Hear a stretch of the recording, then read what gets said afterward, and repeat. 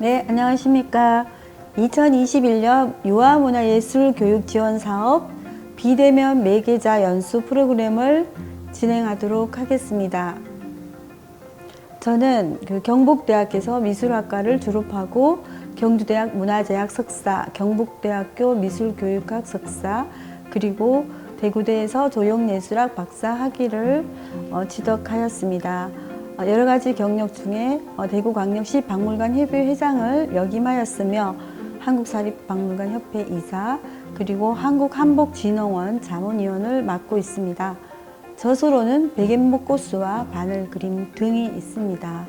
저희들 박물관은 여러 가지 전문가를 양성하고 있습니다. 특히 특수교육직무연수라든지 전통문화 지도자 과정, 텍스타일 아트 지도자 과정 등을 양성하고 있으며 지역으로는 지역의 여러 공동체와 교육 협력망을 맺고 있습니다. 그러면 오늘 진행할 연구과제에 대해서 말씀드리겠습니다. 연구과제는 3개의 주제로 진행하겠습니다. 첫 번째는 꽃이 피어있는 우리 집, 수틀 장식으로 보여드리겠고요. 두 번째는 빙그르르 오색 실패 모빌이라고 하여서 모빌 장식으로 완성하겠습니다. 세 번째는 풍경을 담은 바느질인데요. 바느질 엽서를 만드는 과정을 보여드리도록 하겠습니다. 네, 우리는 수업의 현장에서 종종 이렇게 생각해 보면 어떨까? 라고 말하고는 합니다. 생각하는 능력을 길러주는 것이 교육의 중요한 목적이 되고 있죠.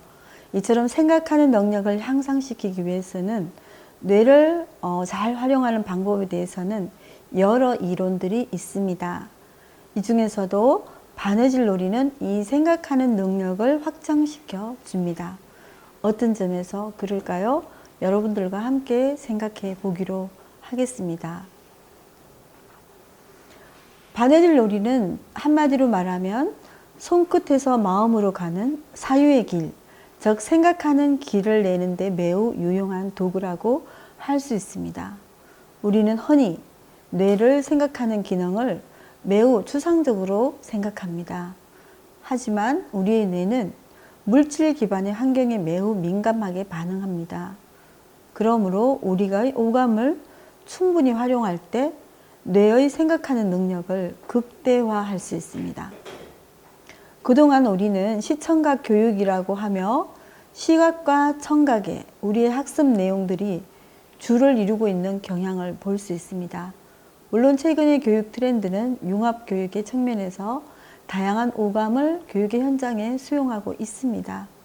즉, 그러나 수업의 현장에서 우리는 이 촉각, 미각, 통각 등으로 더욱더 적극적인 감각의 영역을 확장할 필요가 있습니다.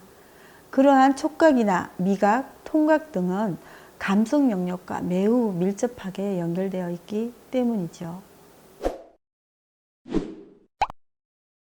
그러면 바느질 놀이 수업이 아이들의 생각하는 능력, 그리고 감성 영역, 공감 능력 등의 확장을 통하여서 인성교육에 어떤 영향을 줄 수 있는지를 살펴보도록 하겠습니다. 바느질 영역의 과정은 몇 가지의 특징으로 정리될 수 있습니다. 첫 번째, 도구를 활용합니다. 두 번째, 규칙과 반복성의 메커니즘을 가지고 있죠. 세 번째로는 다양한 매체를 결합하는 속성이 있습니다. 네 번째는 양질의 색채를 사용할 수 있으며 또한 부드러운 촉감 등의 감각을 확장할 수 있는 그러한 과정의 특징이 있습니다. 즉, 바느질 놀이는 손의 사유를 통하여서 성찰의 과정에 이르게 합니다. 단순한 놀이로 생각되는 그러한 과정에서 성찰이 가능할까? 우리는 어떤 점에서는 매우 의아하게 생각할 수 있습니다. 그러나 좀 더 자세한 설명을 들어보시면 충분히 그것이 가능하다는 것을 여러분들도 공감하실 겁니다. 성찰의 과정이라는 것을 우리가 흔히 메타인지라고 말할 수 있습니다. 메타인지란 자기 자신의 인지 처리 과정을 이해하고 인식하는 능력, 즉 초월적 자아를 형성할 수 있는 그러한 구조를 말하고 있습니다. 보다 더 쉽게 말하면 자신을 대상과 객관화해서 볼 수 있는 능력이라고 할 수 있는데요. 이러한 능력이야말로 우리가 사회성을 기르는데 매우 중요한 영역이라고 할 수 있습니다. 이러한 영역을 통하여 아이들이 자기 주도적인 삶을 이끌어가는, 즉 주체적 삶에 이르게 하는 과정이라고 할 수 있겠습니다. 그러면 한편으로 이러한 것이 시작되는 바로 바느질이라고 하는 바늘과 실을 통한 물질, 그 순간에 정신과 접점에서 일어나는 사유가 어떻게 아이들이 사고를 확장시켜 줄 수 있는지를 한번 차례차례 생각해 보겠습니다. 즉 하늘의 실과 바늘이 갖는 그 작고 사소한 것이 아이들에게는 무한한 연결성, 그것을 통한 세계의 확장성, 그리고 항상성 등과 같은 여러 가지 추상적인 개념에 이르게 한다는 것이죠. 우리는 아이들에게 인문학 교육을 할 때 반드시 텍스트로만 가능하다는 그런 생각에서 벗어나야 합니다. 즉 이러한 행위를 통해서, 경험적인 토대를 통해서 아이들이 이러한 인문 정신에 도달할 수 있다는 것을 공부를 가리키는 우리 선생님들이 스스로 깨달아서 아이들이 수업 시간에 그러한 과정을 잘 이해하고 수업을 임하는 것이 매우 중요하다는 생각을 하게 됩니다. 자, 그러면 앞에서 말한 첫 번째, 도구를 활용한다는 측면을 차례대로 한번 살펴보겠습니다. 그 네 가지 영역이 어떻게 해서 아이들에게 그러한 그 인지 능력을 향상시킬 수 있는지를 살펴보도록 하겠습니다. 이런 말이 있습니다. 도구를 잘 활용하는 인간이 최초의 인류가 되어 살아남았습니다. 여러분은 들어보셨습니까? 저 크로마뇽인, 우리가 쉽게 말하는 호모사피엔스가 인류 역사상 바늘을 발견한 것이 가장 혁신적인 발명품이라고 합니다. 그 당시에 네안데르탈인과 바로 호모사피엔스가 함께 있었지만 살아남은 호모사피엔스의 특징은 바늘이라는 도구를 활용해서 그 빙하기를 극복하였다고 하죠. 그렇기 때문에 결국 도구의 활용이라는 것은 최초의 인류가 살아남을 수 있는 가장 중요한 그런 그 작용을 하였다고 할 수 있겠는데요. 이러한 이야기에 대해서는 서울의 시립과학관의 관장 이정모 교수가 한 이야기입니다. 자연사라고 하는 이야기 책 속에서 이분은 이렇게 말하고 있습니다. 호모사피엔스에게는 긴 유년기의 놀이와 바느질이 있었다. 놀이와 바느질이야말로 인류의 최첨단 기술인 셈이다. 그런데 정작 우리는 아이들에게 놀 시간을 주지 않고 바느질을 가르치지 않는다. 이러다가는 네안데르탈인과 같은 길을 따르지 말란 법도 없다. 저는 이 글에서 깊은 감명을 받았습니다. 우리가 사소해 보이는 바느질이야말로 우리가 아이들에게 주어야 할 아주 귀중한 선물이라는 걸 깨닫게 해주는 한 줄의 기절이었습니다. 두 번째, 규칙과 반복성에 대해서 이야기를 드리겠습니다. 바느질 과정에서 나타나는 규칙과 반복성은 규칙의 습득 그리고 반복성을 통해서 우리는 질서와 항상성에 대한 개념을 가질 수 있습니다. 즉 안정된 상태를 심리적으로 유지할 수 있다는 것이죠. 자, 여기에서 우리는 여러 그 심리의 어떤 신경세포 조직에 대해서 한번 살펴볼 필요가 있는데요.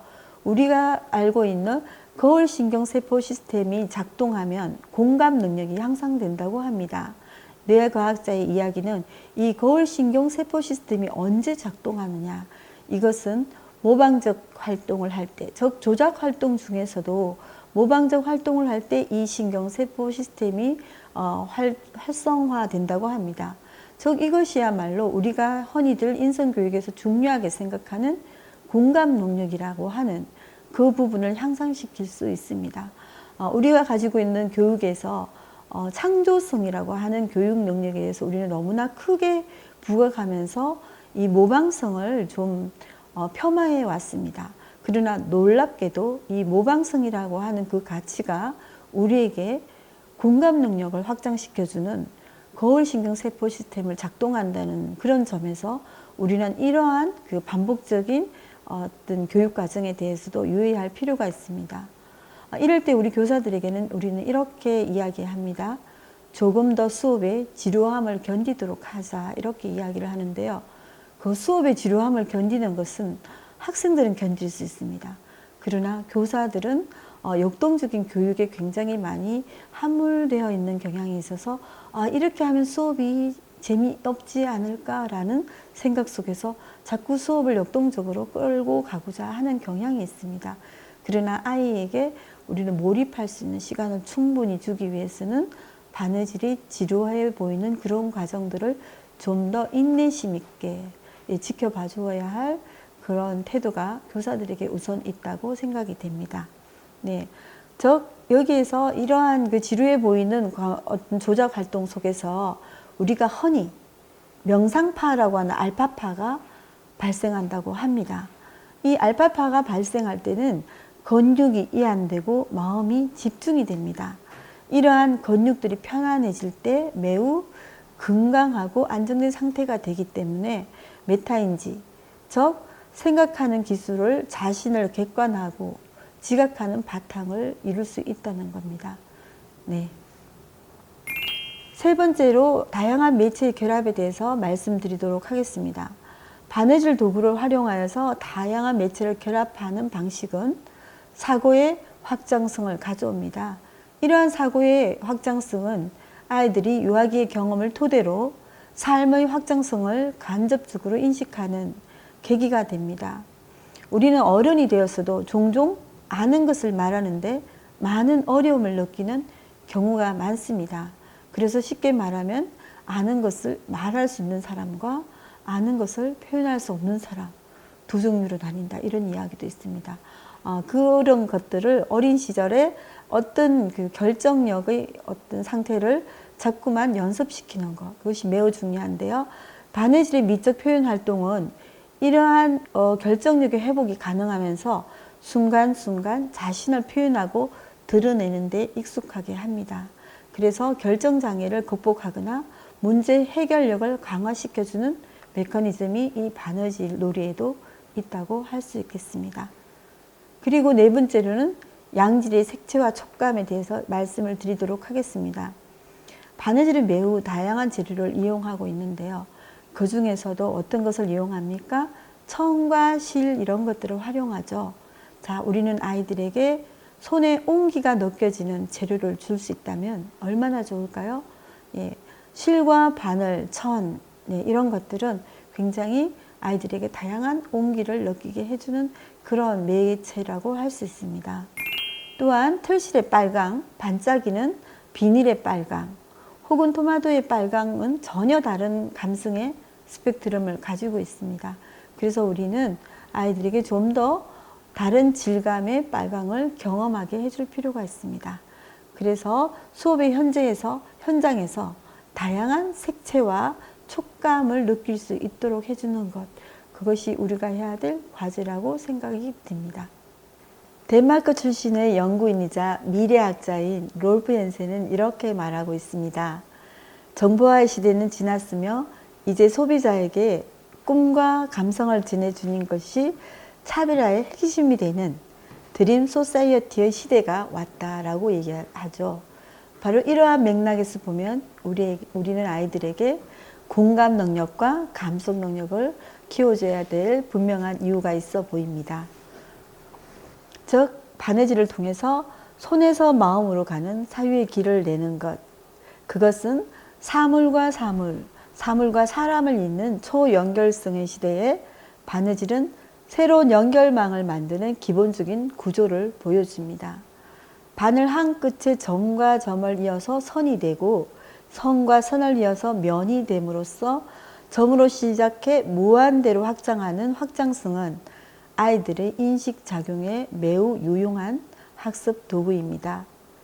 그것은 끝없이 끌고 나가는 적극적인 바늘의 에너지와 순리대로 따르는 실의 오묘한 만남에서 출발합니다. 바늘과 실이 함께 이루어낼 수 있는 무한한 생명감과 창의성, 그래서 이 시대에도 여전히 바느질 교육은 유효합니다. 놀이와 재미, 자유로운 표현 활동을 통한 감성의 풍성함, 공감 능력의 확장, 연결성의 삶의 과정을 언유적으로 이해하며 아이들은 인문학적인 인식을 가능하게 하는 생각하는 놀이, 메타인지의 영역을 표현한 활동이 바로 이 바느질 놀이라고 할 수 있겠습니다. 저희들은 이러한 바느질 놀이의 이야기들을 잘 담아서 3가지 수업 과제로 구성하였으며 3가지 수업 안에 이러한 것들이 잘 포함돼서 교사들이 아이들을 인식 능력을 확장시켜 줄 수 있도록 진행하겠습니다. 다음에 보실 3가지 영역은 따로따로 설명을 드리도록 하겠습니다. 네, 첫 번째 주제인 꽃이 피어있는 우리 집을 설명해 드리도록 하겠습니다. 이 수업의 진행은 수틀을 가지고 수업을 하겠는데요. 예전에는 이 수틀이 굉장히 일상이었지만 현재 아이들은 이 수틀에 대해서 굉장히 좀 어색해 할 수도 있겠습니다. 바로 전통 영역의 예술 경험을 토대로 한 그런 그 수업의 과정을 꾸몄다고 볼 수 있습니다. 자, 그러면 이렇게 수틀이 끼워졌는데요, 선생님. 이 수틀을 가지고 아이들이 어떻게 하면 좋을까요? 네. 우선 면천이 잘 끼워졌는지 확인하기 위해서 이게 탱탱하게 소리 나는지 확인하도록 합니다. 네, 그렇군요. 아이들이 이러한 통통 소리를 느껴보거나 면천을 만져보는 이 촉감이 이 수업에 있어서도 빠질 수 없는 중요한 순서라고 볼 수 있겠는데요. 자, 이렇게 수틀이 잘 끼워졌으면 다음 순서로는 어떻게 지도하면 좋을까요? 이제 제시되어 있는 재료들을 이제 수틀에 구성해보는 시간을 갖도록 하겠습니다. 네. 역시 빨간 걸 먼저 짚으시는군요. 그렇게 하기 전에 구성한 다음에 불을 붙이는 게 어떨까요, 선생님? 네. 왜냐면 불을 붙이고 나면 이렇게 수정하기가 어렵죠. 네, 구성을 해보고 마음이 바뀌면 다시 다르게 변화시킬 수도 있으니까 한번 구성을 한 다음에 대충의 위치를 잡고서 불칠을 해두면 좋겠죠.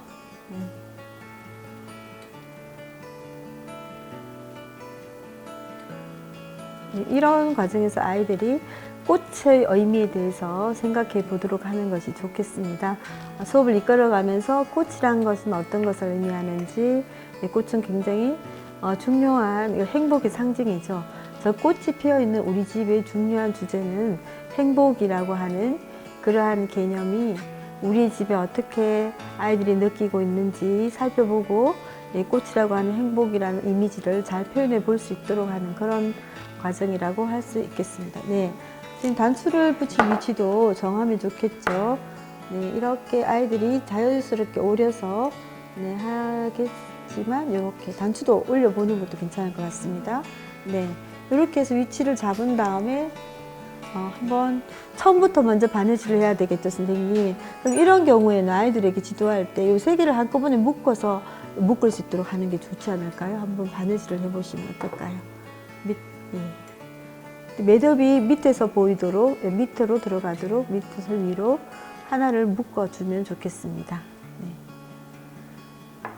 시간이 많이 걸릴 수 있으니까 저도 하나 만들어 보도록 하겠습니다.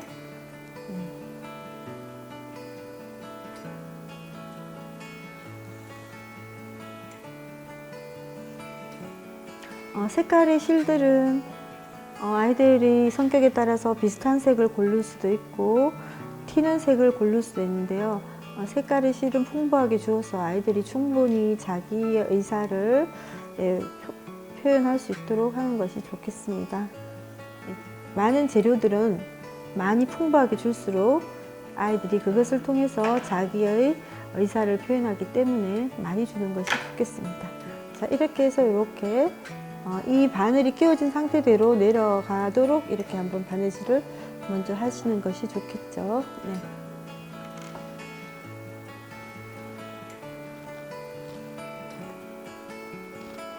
이 과정에서 아이들이 얇은 천을 바느질을 할 때 위치 잡기가 어려워하는 경우가 있기 때문에 딱풀을 가지고 그 얇은 천을 저런 그 면천 위에 좀 고정시켜 놓고 바느질을 할 수 있도록 합니다. 이것은 어린 유아들에게 굉장히 쉬운 것이 거칠게 교정하는 그런 거이기 때문에 어떤 식으로 바느질을 하더라도 다양하게 표현할 수 있습니다.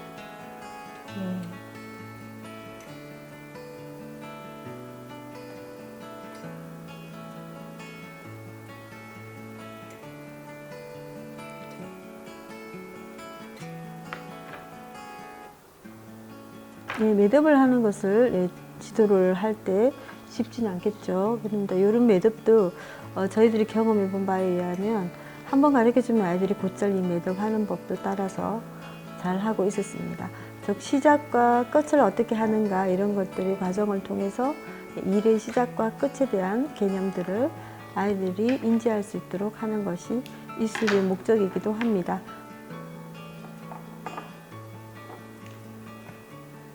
네, 다음으로 집을 먼저, 중요한 것은 집이죠. 집을 먼저 구성해 놓고 주제가 되는 집을 먼저 표현한 다음에 나머지는 집을 중심으로 배치하는 것이 좋겠죠. 집에는 지붕이 중요하거든요. 네, 그래서 지붕을 먼저 올려놓고 집을 구성한 다음에 그 집을 둘러싼 여러 가지 아름다운 것들을 아이들이 어떻게 장식하는가를 보면 아이들이 집에 대한 사유를 우리가 점검해 볼 수도 있습니다. 이것은 저희들이 색동을 가지고 만든 천인데요. 보다 더 색동을 쉽게 활용하기 위해서 스티커 원단으로 하였습니다. 집을 중심에 두도록 하겠습니다. 중심에 두고 밑에 천을 이렇게 살짝 붙이면 쉽게 고정이 되기 때문에 이럴 때 실은 유사한 색깔로 가장다리 테두리에 장식적으로 하면 되겠습니다.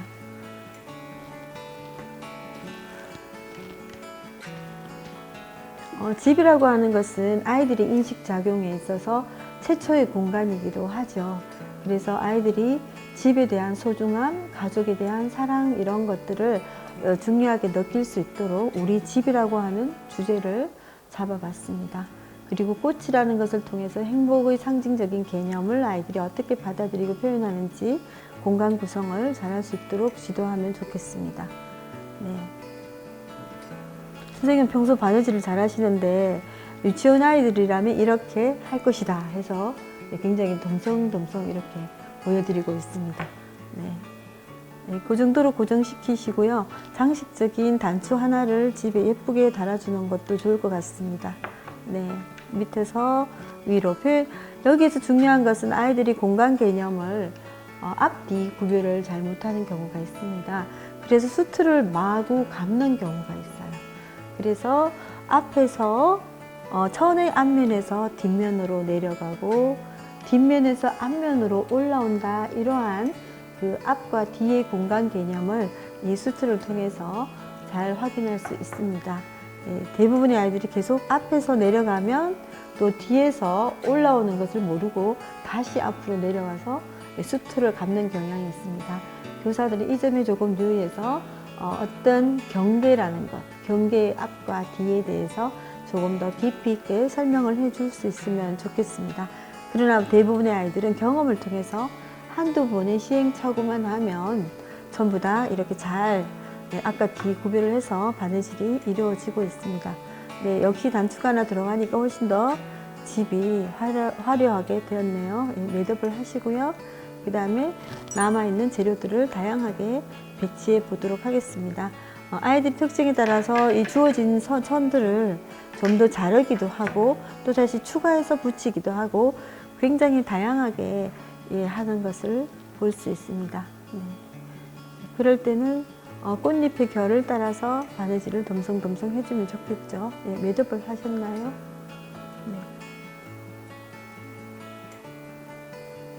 네. 매듭하는 법도 가르쳐주면 애들이 굉장히 좋아합니다. 잠깐만요. 매듭하는 법도 좋아하긴 한데 이런 보조교사들이 굉장히 적극적으로 있을 때 가능한 일인 것 같습니다. 자, 이걸로 하세요. 네, 너무 흰색의 모서리마다 하면 예쁠 것 같아요.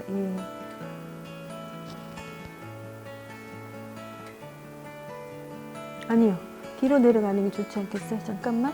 너무 흰색이 눈에 띄는 것보다 이런 것도 약간 장식적인 느낌이 나도록, 근데 아이들이 다양하게 표현할 수는 있지만 이렇게 한 번씩 테두리를 눌러주는 방법, 이게 좋겠죠. 이렇게 해서 또 가면 꽃술이 확장된 느낌도 나고, 그래서 아이들이 실을 통해서도 다양한 표현이 가능하다는 것을 보여줄 수 있겠습니다. 한 분 정도는 이렇게 보여주는 것도 아이들이 저렇게 활용하면 되는구나 라고 생각하기 때문에 보여줄 수 있습니다. 이렇게 좋겠죠. 이렇게 해서 화면이 잘 보이시나요? 이 바느질하는 방법이. 놀랍게도 우리는 어려워 보이는 이 바느질 수업이 아이들은 굉장히 빠르게 잘 받아들이고 이것을 재미있게 활용하는 것을 볼 수 있습니다. 자, 이렇게 해서 돌아간 다음에 매듭을 하면 잘 고정된 꽃이 있네요. 저 꽃은 태양처럼 붉은색으로 했습니다. 우리 집에 태양처럼 화사한 붉은 꽃이 피면 좋겠죠. 이제 매듭하시면 되겠습니다. 네. 매듭을 할 때는 천을 한번 찝어주면 훨씬 더 매듭이 단단하게 고정이 됩니다. 예. 나머지는 뭐 어떻게 해보고 싶은 게 있으신가요, 선생님? 단추를 네. 한 번만 더. 단추를 하나 달고 싶습니까? 네. 네, 남은 색동천으로 장식을 해줄 수도 있습니다. 옆에 붙여주시면. 네, 옆에 또 어느 한쪽에. 네.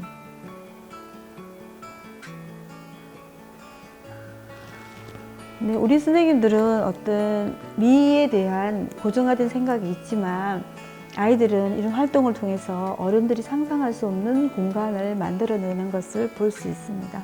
그리고 재료의 특성에 따라서 천이 부드러운 거라든지 또는 솜털이라든지 또는 털실이라든지 이런 것들을 활용해서 얼마든지 화면을 풍성하게 이끌어 갈 수 있습니다.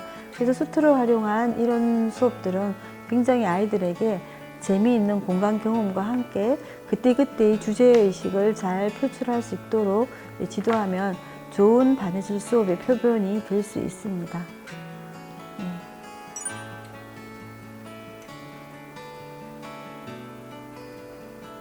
매듭하기가 쉽지 않겠는데요. 매듭을 수월하게 할 수 있는 방법을 좀 찾아줄 필요가 있겠습니다.